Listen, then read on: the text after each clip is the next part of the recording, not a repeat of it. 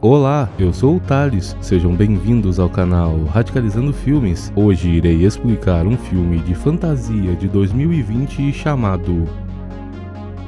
Esse filme conta a história de um demônio raposa que quer conseguir a imortalidade se tornando uma raposa de 9 caudas. Será que ele vai conseguir? Vamos descobrir. O filme começa mostrando uma raposa brincando. Muito descuidada, essa raposa quase cai do penhasco. A ponto de perder sua vida, a pequena raposa se agarra com toda a sua força. Então, um jovem aparece para ajudá-la. Ele conseguiu salvar a raposa, mas infelizmente escorregou logo em seguida. A raposa, por sua vez, tentou salvá-lo, mas seus esforços foram em vão e por fim o jovem caiu lá embaixo. A raposa ficou muito triste por causa disso, até mesmo derramou algumas lágrimas. 500 anos depois, os demônios raposa estão prestes a realizar uma grande reunião em uma caverna. Todos os demônios raposa que participam dessa reunião parecem animados, incluindo Shisan, um dos demônios raposa que seu povo considerava muito ruim. O líder diz que um demônio raposa pode se tornar imortal ao conseguir um elixir da alma contido no corpo humano. Os demônios raposa podem obter esse elixir ludibriando os humanos. Se o elixir da alma foi pego sem a vontade do humano, ele perderá sua vida. O líder demônio raposa revela que um elixir branco aparecerá no dia 15 do próximo mês. Esse elixir branco é um elixir especial que só aparece uma vez a cada 1000 anos. Disse que é especial, pois o demônio raposa que o conseguir se tornará imediatamente imortal e se transformará na raposa de 9 caudas, sem ter que se preocupar em coletar outros elixires. Shisan é então designado para encontrar o elixir branco pelo líder demônio raposa, que por acaso é seu avô. Não só isso, ele também ganha um item que pode retirar a vida de qualquer coisa. No entanto, Shisan estava doido para começar a jornada logo e aproveitou para pegar a relíquia mágica do bolso de seu avô. Seu avô então ordena ao professor de Shisan que o monitore e o ajude a obter o elixir branco. O professor então expressa sua preocupação ao líder sobre os jovens demônios raposas que muitas vezes não conseguem obter o elixir da alma e acabam perdendo suas vidas nas mãos dos humanos. Shisan finalmente chega à cidade e decide comer frango em uma barraca de comida. Um jovem chamado Zijin aparece com um asno e tenta perguntar algo a ele. Por medo de alguém querer sua comida, Shisan acaba respondendo de uma maneira não muito agradável. Depois que o jovem sai, a herança de seu avô repentinamente mostra sinais de um elixir branco localizado não muito longe daquele lugar. O item mágico também diz que provavelmente o elixir estará perto de um animal com orelhas grandes. Em outro lugar, um sacerdote parecia estar exibindo seus pergaminhos mágicos que podiam prender demônios. Depois de muita confusão, Shisan acaba sendo tocado e levado pelo asno de Zijin sem querer.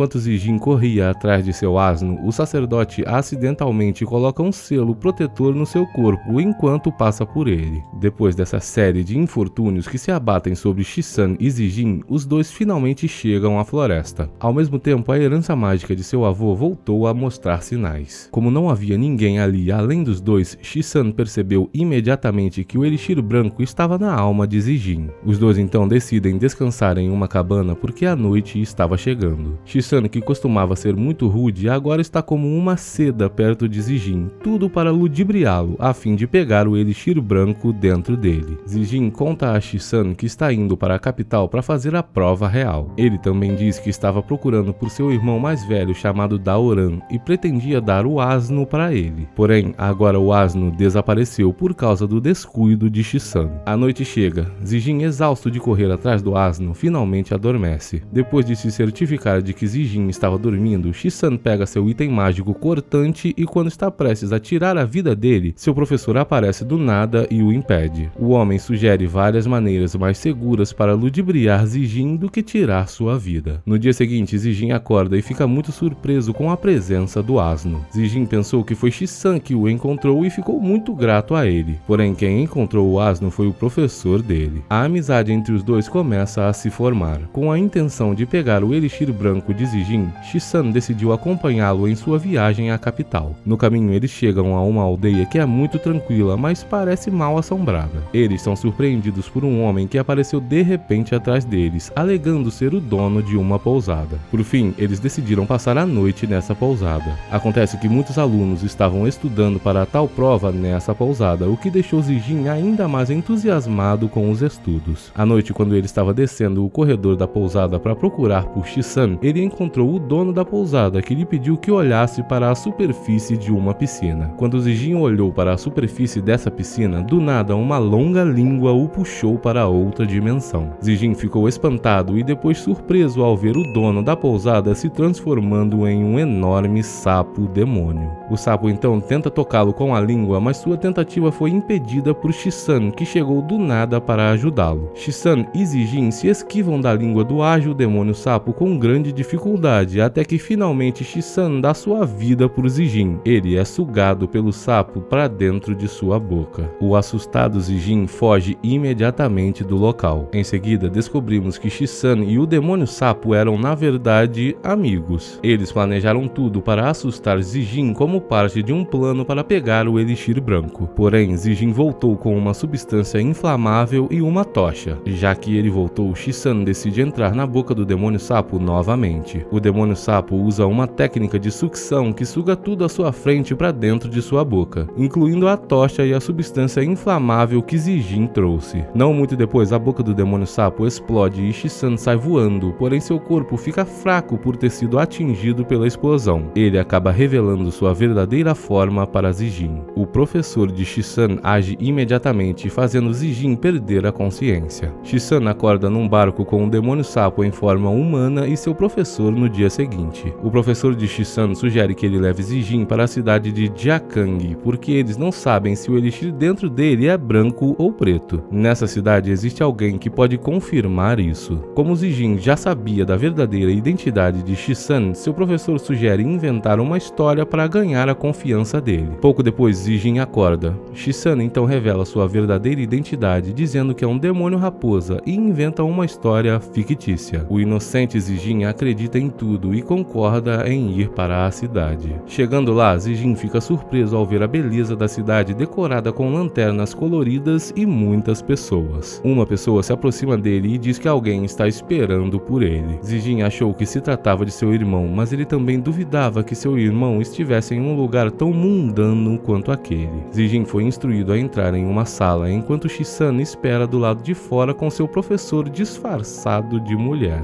Dentro da sala, Zijin conhece uma mulher chamada Yinglian. Ele ficou fascinado por seus movimentos graciosos. Como se estivesse hipnotizado, seus lábios quase se tocam. Porém, ele volta a si e, em vez disso, pede desculpas por achar que passou dos limites. De acordo com o professor de Shisan, Yinglian é um fantasma que pode ver a cor do elixir da alma humana. Yinglian tentou se aproximar de Zijin, mas descobriu que o corpo dele tinha um selo protetor que dificultava para ela se aproximar dele. Zijin se apaixona por Yinglian após seu encontro e promete se casar com ela depois que passar na prova real. Yinglian ficou tocada, pois havia um humano que realmente a amava. Enquanto Zijin dormia em seu quarto, Yinglian diz a Shisan que ela não pode ver a cor do elixir da alma de Zijin, pois ele tinha um selo protetor em seu corpo. Zijin e Shisan finalmente chegam à capital. Antes de fazer a prova, Zijin ainda se preocupa em perguntar ao povo onde estava seu irmão, mas ninguém sabia. Shisan acabou se registrando na prova para que pudesse continuar ao lado de Zijin. Os dois fizeram a prova, que durou até as primeiras horas da manhã. Muitos candidatos perderam suas vidas devido ao cansaço, então os supervisores tiveram que proteger os participantes. A forma de Yinglian como um espírito aparece para Zijin para animá-lo. Porém, ela acidentalmente faz com que os espíritos de Zijin e Shisan saiam de seus corpos. Na forma espiritual, Zijin vê seu irmão fazendo a prova e começa a chorar. De repente, Daoran se transforma em um espírito contrário ao bem, que sempre irrita os candidatos para que eles falhem na prova. Daoran não reconhece Zijin e o puxa para um mundo espiritual. O homem havia perdido sua vida há muito tempo. Seu espírito vagava por ali porque falhou na prova real, mesmo quando não era mais jovem. Por outro lado, Shisan estava indeciso sobre pegar a alma de Zijin ou salvar sua vida. Ele finalmente decidiu entrar no mundo espiritual para salvar seu amigo. Porém, Shisan é pego no circo de espíritos curiosos. De repente, em uma situação cada vez mais difícil, a relíquia mágica do avô de Shisan emite uma luz muito forte. Essa luz faz Daoran relembrar sua verdadeira identidade e memórias com Zijin. Quando Daoran se lembrou de tudo, a herança se quebrou e todos os espíritos curiosos também desapareceram. Antes de desaparecer, Daoran diz a Zijin que o demônio raposa que o seguia queria o elixir de sua alma. Depois de fazer a prova, Zijin vai até Yinglian e a pede em casamento. Yinglian inicialmente recusa e revela sua verdadeira identidade como um fantasma. Zijin fica muito surpreso, mas ele já estava apaixonado por ela e o sentimento não iria desaparecer. Yinglian então convida Zijin para sair daquele lugar, pois Shisan e seu professor estão os observando. Por outro lado, Shisan deixa seu professor inconsciente e persegue Zijin e Yinglian, que fugiram para uma ponte. Shisan tenta impedir Yinglian e Zijin, mas Yinglian acaba partindo para cima dele.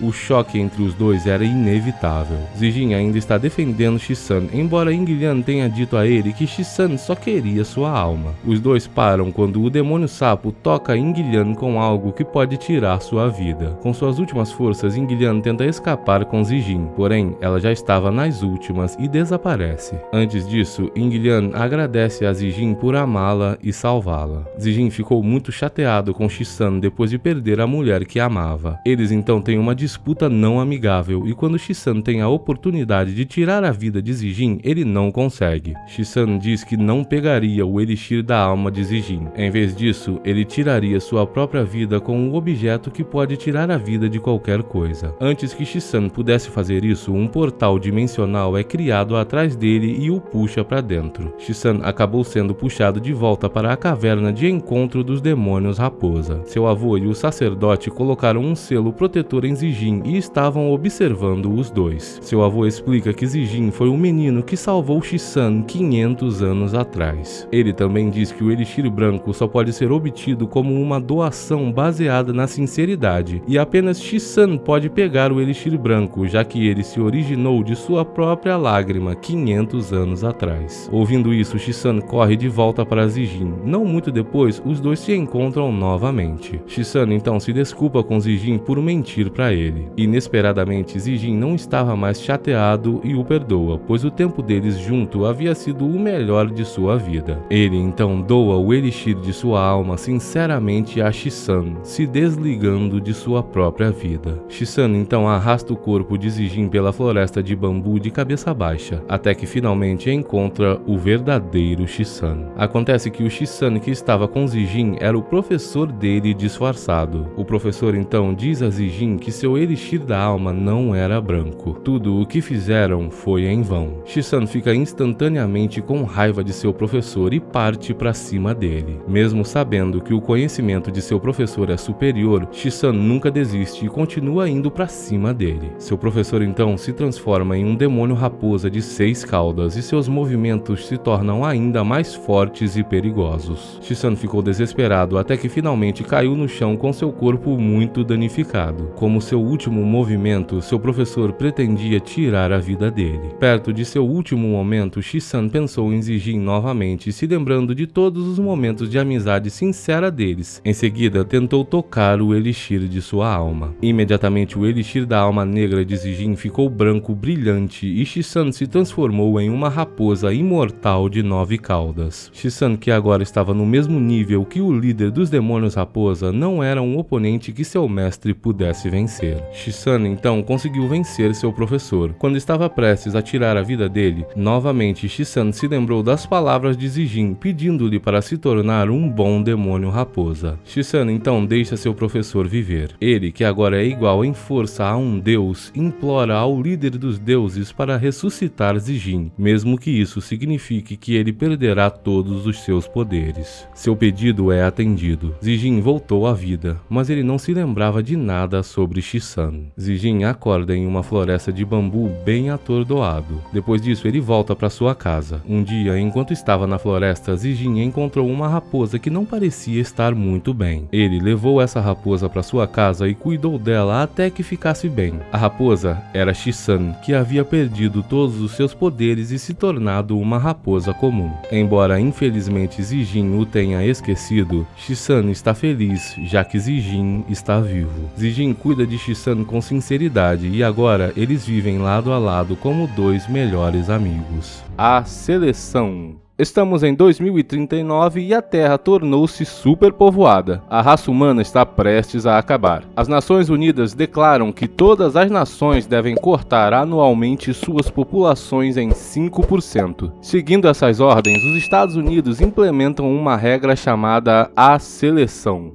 Durante a seleção, os alunos devem fazer uma prova padronizada ano após ano. Nessa prova, quem falha é executado com uma injeção letal. O filme começa com Lena Michaels dando aulas de reforço para um garoto do ensino médio chamado Simon. Simon parece ter dificuldade em resolver as equações, então ele pede algo a Lena. Ela pega uma caixa de lentes e entrega para o garoto. Assim que Simon as põe em seus olhos, ele é capaz de resolver todos os problemas matemáticos. Em outro lugar, somos apresentados a Edward Blake Redding, filho do governador do Texas, Dean Redding. Ele foge de sua casa à noite e encontra sua namorada, Ellie Harper, em seu carro. Blake começa a falar sobre o teste que farão no dia seguinte. Ellie está muito nervosa com isso, mas Blake garante que ela vai passar. Um dos guardas do pai de Blake os encontra e traz Blake de volta ao escritório de Dean. Dean está desapontado com Blake por escapar na noite anterior a um teste tão importante. Ele acha que Ellie é uma distração para Blake. No dia seguinte é o dia da prova. Muitos alunos fizeram fila fora da escola. Eles têm que passar por uma verificação de segurança intensa antes de entrar. Blake pede a Lena uma de suas lentes de estudo, mas elas acabaram. Lena e seu amigo Killan Woods estão na fila para entrar. Um dos alunos escreveu colas em seus braços. Quando ele foi pego, tentou fugir. Os guardas conseguem o capturar. Ninguém jamais conseguiu escapar dos exames ou colar neles. Dentro da escola, Blake e Ellie se abraçam pela última vez antes de entrarem na sala de exames e logo a prova começa. Eles têm 2 horas para fazer o teste. Todo mundo começa a resolver os problemas em seus tablets. Lena resolve todas as questões sem nenhum problema e é a primeira a completar o teste. Seu amigo Killan parece estar tendo algumas dificuldades. Quando o exame termina, eles recebem os resultados imediatamente. O professor da turma chama os nomes de vários alunos que foram reprovados no exame. Os alunos estão ansiosos, esperando que isso acabe logo. Aqueles que não passaram são levados pelos guardas. Eles choram, resistem aos guardas e alguns até tentam fugir. Os guardas batem nos alunos que resistem. Felizmente, Lena, Killan e Blake passaram. No entanto, no último momento, a namorada de Blake, Ellie, é chamada pela professora. Então os guardas a levam embora. Blake rapidamente liga para seu pai e pede que ele ajude a garota. No entanto, seu pai não concorda, dizendo que a lei é a mesma para todos. Frustrado, ele corre para salvá-la. Blake ataca os guardas e pede a Ellie para fugir, mas sem sucesso. Ninguém seria capaz de escapar. Blake continua tentando ajudar Ellie, mas não há mais nada que ele possa fazer. Passa-se agora 1 ano. São 24 horas antes do início do teste anual. Esse é o primeiro teste da irmã mais nova de Lena, Corinne. A campainha toca. É a professora de Lena, a senhora Birch, que tem cuidado de Lena e Corinne como seus próprios filhos desde a morte da mãe delas. Ela tenta acalmar Lena porque amanhã vai ser o primeiro teste de Corinne e Lena se preocupa sobre sua irmã. A professora garante que tudo ficará bem. Enquanto isso, Blake grava um vídeo em seu quarto. Ele pretende escrever todas as respostas erradas no teste para ensinar uma lição a seu pai. A cena corta para o dia do teste. Lena leva Corinne para o jardim de infância. Na aula de Corinne, as crianças são apresentadas com uma animação em vídeo. Nessa animação é mostrado o atual estado da Terra. Eles dizem que todas as nações devem cortar anualmente suas populações em 5%. Alguns países implementaram regras como permitir que os casais tenham apenas um filho, enquanto outros executaram a geração anterior. Na América, no entanto, o governo decidiu manter apenas os mais inteligentes e executar os outros. Essas crianças não são exceção. O teste das crianças então começa. escola. A professora está triste porque algumas das crianças vão ser executadas. Felizmente, Corinne passa no teste. Lena e Killan entram na escola para o teste também. A prova começa e termina rapidamente. Enquanto isso, o governador Jim encontra a gravação de Blake e fica agitado. Ele liga para o gerente de prova, Mason King, e ordena que ele passe Blake, independentemente de sua pontuação. Mason então troca a pontuação dele com a de Lena, fazendo a garota reprovar. Os resultados do teste chegaram, mas para surpresa de todos, o nome de Lena também foi chamado. Ela reprovou no teste. A senhora Burt para um dos guardas enquanto a levam, alegando que ela é sua melhor aluna e que deve haver algo de errado com o sistema. Entretanto, os resultados são finais e não podem ser alterados. Ela entrega a Lena um cartão de segurança para que ela possa destrancar as portas e escapar. Blake fica surpreso por não ter falhado. Os alunos que passam chegam na festa da escola para comemorar os resultados. Em outro lugar, Jim está fazendo um discurso como governador. Ele quer declarar sua candidatura para presidente dos Estados Unidos. O homem se gaba de seu sistema educacional. Como resultado dele, eles conseguem ser os melhores em educação entre 196 países e a taxa de criminalidade está diminuindo em 26%. Blake ouve o discurso de seu pai enquanto está na festa